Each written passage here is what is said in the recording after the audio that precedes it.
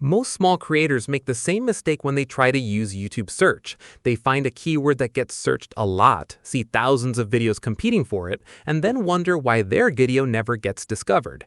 But there's a problem with that approach. You're looking at the keyword. You should be looking at the opportunity.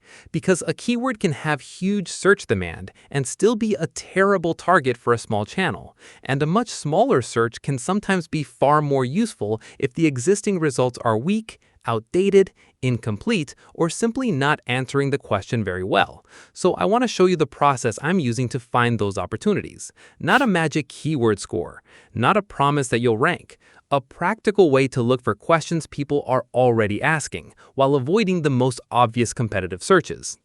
And there's one distinction that changes everything. Low competition does not mean low demand. Those are two completely different things. You can find a keyword nobody's competing for because nobody cares about it. That isn't an opportunity. The goal is to find the overlap between something people actually want and something you can realistically make a useful video about. That is the gap. YouTube itself says search primarily considers relevance, engagement, and quality. Relevance includes how well the title, description, and video content match the viewer's query, while engagement can include watch time for a particular search.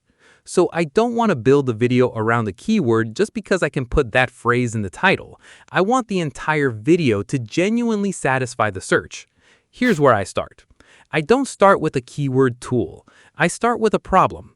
Imagine you're making videos for new YouTubers.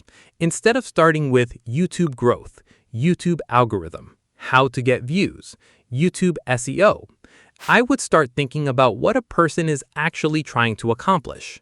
Why are my YouTube videos getting no impressions? How do I find video ideas? How do I improve my thumbnail? Why is my CTR low? How do I find keywords for YouTube? Those are problems, and problems naturally produce searches. Once I have a problem, I go to YouTube itself. Start typing the question.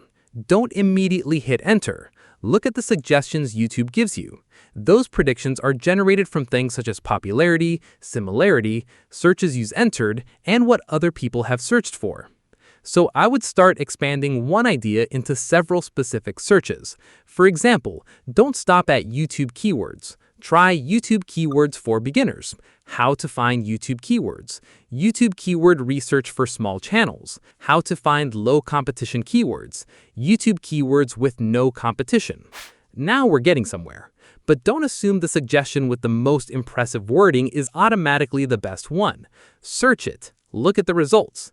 And this is a part most keyword tutorials skip. Study the first page like a competitor. How many of the results directly answer the exact question? Are the titles actually targeted to the query? Are the videos old? Are they broad videos trying to answer 10 different questions at once? Are the top results dominated by enormous channels? And most importantly, can you make something substantially better for the person who searched? That's the question I care about, because YouTube search isn't simply a popularity contest. YouTube says search results are not just a list of the most viewed videos. Relevance and engagement matter, along with quality. That doesn't mean a tiny channel can casually outrank established creators. It means the size of the competitor isn't the only thing worth examining. The actual search result matters. Let's say you search for a specific problem, and the first few videos all have titles that are vague. One says YouTube SEO tips. Another says how to grow your channel. Another says YouTube algorithm explained. But the person searching has a much narrower problem. That's interesting. The searcher isn't necessarily asking for a massive lecture about YouTube. They want one answer. If you can make the most directly useful answer, you may have found a better opportunity than simply targeting the broad topic. And here's another mistake. People hear low competition and start searching for phrases nobody else uses. That's backwards. If nobody searches for the phrase, ranking number 1 doesn't help much. I'd rather be number 5 for a useful search that people actually make than number 1 for a phrase nobody cares about. So my process is basically a 3-question filter. First, do people appear to be searching for this problem? Second, how competitive are the existing results? Third, can I make something meaningfully better or more specific? If the answer to all 3 is yes, the idea gets interesting. But there's another layer. Search intent. Two keywords can look almost identical while asking for completely different videos. Someone searching YouTube thumbnail could be looking for examples, inspiration, software, design advice, or an explanation. Someone searching how to make a YouTube thumbnail has a much clearer intention. They want to learn how to do something. That distinction matters because the best search target isn't necessarily the keyword with the biggest possible audience. It's the keyword where you understand what the viewer expects to receive. And once you know that, your title becomes much easier. You don't need to write a title that sounds like a keyword database. You write a title that sounds like the answer to the question. That's a major difference. Now here's the part I think small creators should pay more attention to. Content gaps. A content gap doesn't necessarily mean there are zero videos. In fact, zero competition can be a warning sign. A stronger opportunity can exist when people are searching for something but the current results leave obvious weaknesses. Maybe the explanations are confusing. Maybe the videos are outdated. Maybe they're too broad. Maybe they answer the wrong version of the question. Maybe nobody has approached the problem from the perspective of a beginner. Maybe the information is technically correct but badly explained. That is where you can compete, not by pretending the competition doesn't exist, by identifying what the competition is failing to do. And there's a useful mindset shift here. Don't ask, how can I beat these channels? Ask, what does the viewer still need after watching these channels? That's a much better question. Because your competitor isn't really the other creator. Your competitor is the viewer's unresolved problem. If the viewer still doesn't have the answer, there's room for another video. And this also protects you from making terrible evergreen content. Remember, searchable doesn't automatically mean evergreen. A video about a temporary YouTube feature might get search traffic today and become irrelevant later. A video solving a durable problem has a much longer lifespan. So when I find a keyword opportunity, I ask one more question. Will this problem still exist months from now? If the answer is yes, that's much more interesting.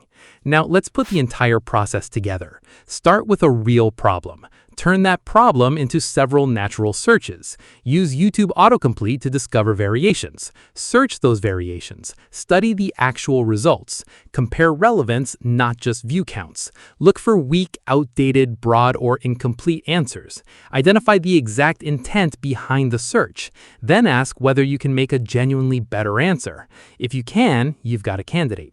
And notice what I haven't told you to do. I haven't told you to find some secret keyword with exactly 1,000 searches and zero competition, because YouTube doesn't give creators a magical public number that says, this keyword is safe, make this video. And even if a tool gives you a competition score, that's still an estimate. The real test is the viewer. Does the topic have demand? Does the result satisfy the intent? Will people choose your video? And once they click, will the video actually deliver? YouTube says its systems also look at how viewers respond to videos, including whether they choose to watch and whether they stick around. So keyword research gets you to the door. It doesn't carry you through it. Your title has to make the promise clear. Your thumbnail has to make the result interesting.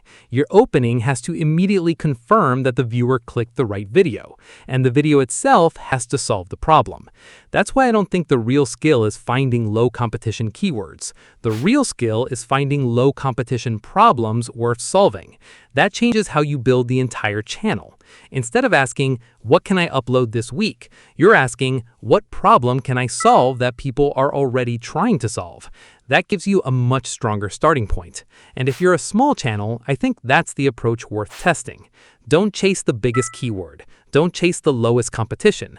Find the useful middle, something people want, something you understand, something you can explain better, and something that still matters after the trend disappears. Because if you can build a library of videos around those problems, you're no longer depending entirely on one upload getting lucky on the homepage. You're creating videos with a reason to be discovered. And that's the experiment I'm going to keep testing on this channel. Not whether I can find some secret keyword, whether I can consistently find the gap between what people are searching for and what the current results are actually giving them. That gap is where I want to make my next video. And if I can keep finding it, one useful video at a time, that's a much better strategy than simply hoping YouTube decides to recommend me.